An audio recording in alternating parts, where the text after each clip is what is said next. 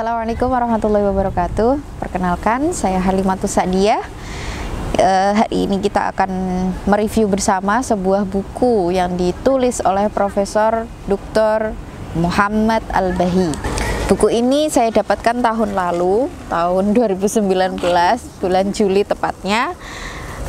Bulan Hijriahnya Dzulqa'dah tahun 1440. Buku ini saya dapatkan bersamaan dengan ketika saya membeli majalah Al-Azhar. Jadi majalah Al-Azhar itu setiap pembelian dia menyertakan hadiah berupa buku, baik itu buku turos ataupun buku yang baru ditulis oleh ulama Al-Azhar.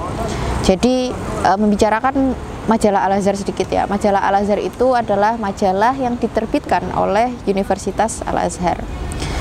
Pada awalnya, fokus majalah Al-Azhar itu rubriknya hanya berisi mengenai permasalahan-permasalahan agama, mengenai hukum-hukum, syariat, dan lain sebagainya.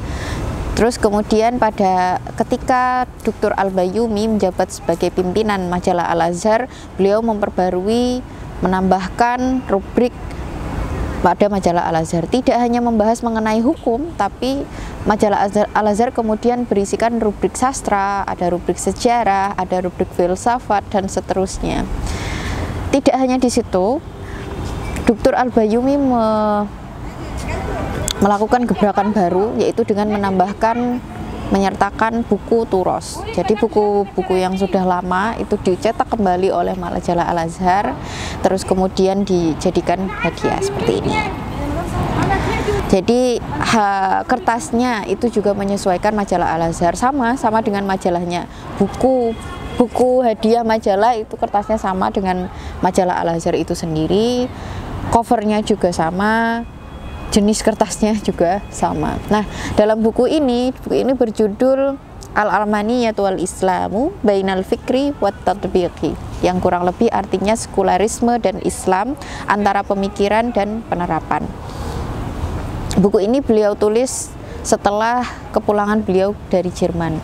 Jadi ketika itu Profesor Dr. Muhammad Al-Bahi pada tahun 1931 Masehi, beliau menulis disertasi yang berjudul Pengaruh Pemikiran Yunani dalam Sastra Arab. Hal ini menjadi salah satu alasan kenapa beliau kemudian dikirim ke Jerman, yaitu untuk mempelajari lebih jauh, meneliti lebih jauh, dan merasakan bagaimana filsafat Barat, bagaimana orang-orang Barat dengan ideologi mereka. Yang menarik adalah sebelum keberangkatan beliau ke Jerman, beliau bertemu dengan Raja Al-Faruq, raja terakhir Mesir. Pada waktu itu Mesir itu masih memakai sistem monarki, belum demokrasi seperti sekarang. Dan raja terakhir itu adalah Raja Al-Faruq.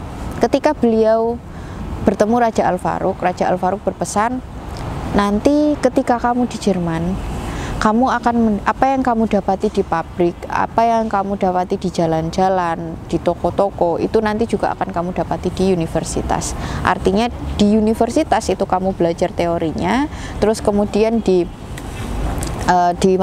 kehidupan sehari-hari bersama masyarakat sipil kamu menemukan penerapannya, seperti itu. Nah, kemudian selama 5 tahun Profesor Al-Bahi tinggal di Jerman, terus kemudian beliau pulang menyelesaikan doktoralnya, terus kemudian beliau menuliskan buku ini. Buku ini tuh berbicara tentang apa sih? Kurang lebih begini. Sekuler, bagaimana sekuler itu lahir? Dari mana sekuler itu lahir? Di sini di buku ini tuh Profesor Al-Bahi mengajak kita, sekuler adalah ide dan solusi bagi pemerintahan Barat.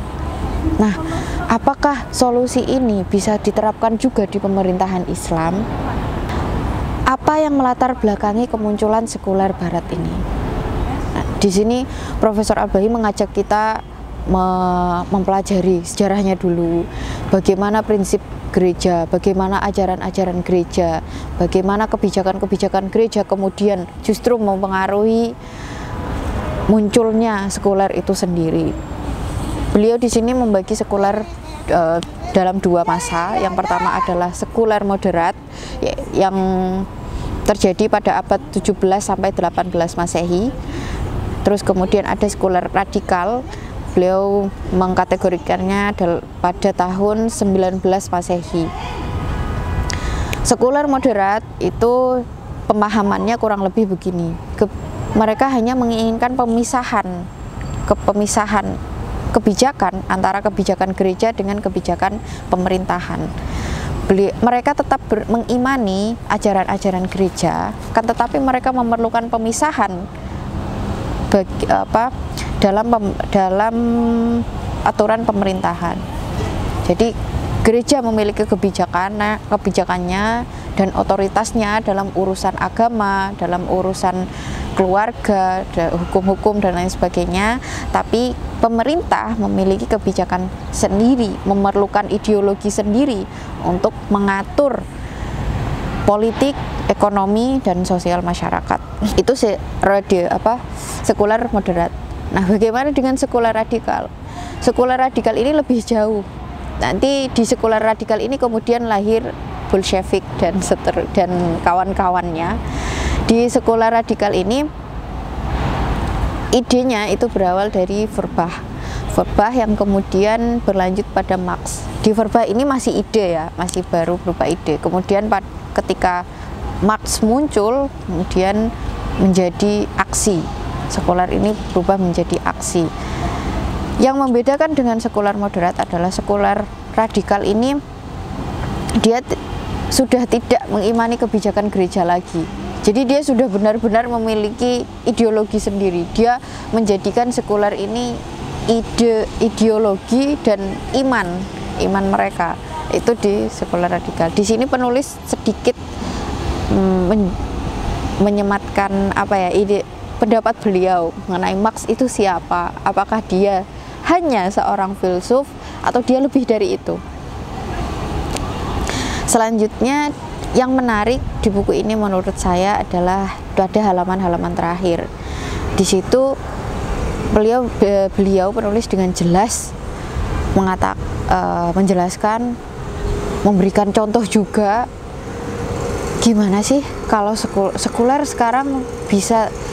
bisa menjadi solusi bagi masyarakat barat.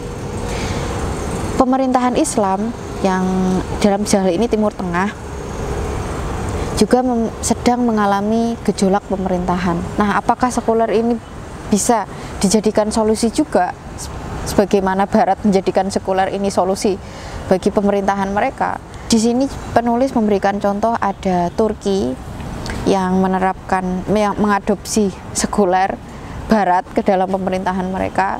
Terus kemudian penulis memberikan contoh lain negara yang tetap memakai prinsip-prinsip dasar ajaran Islam, yaitu ada Afghanistan dan ada Pakistan. Nah, di situ yang menarik menurut saya, karena di situ dengan jelas beliau memaparkan nanti dulu, kayak gini loh, nanti dulu Barat itu sekuler itu memang akhirnya menjadi solusi bagi masyarakat Barat. Tapi sejarahnya itu bagaimana? Komposisi bahan-bahannya itu apa yang akhirnya menimbulkan adanya sekuler ini, apa yang akhirnya sekuler ini menjadi sesuai bagi masyarakat Barat. Di Barat itu kan masalahnya begini, keputusan yang diambil gereja itu menjadi suci, tidak bisa ditentang. Kalau dalam Islam itu menempatkan posisi manusia tidak suci, tidak sampai taraf suci, tapi juga tidak sampai taraf kotor. Jadi dia tidak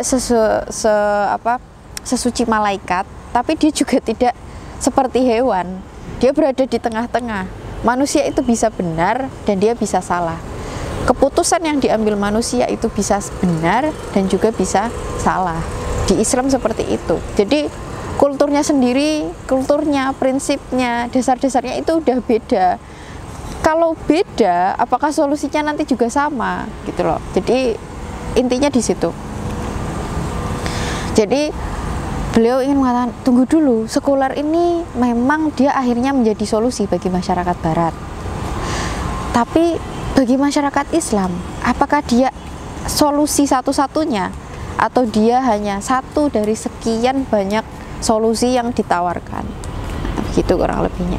Nah, terus Kak, Gimana kita mendapatkan buku ini? Sementara buku ini tuh terbit tahun lalu, tahun 2019.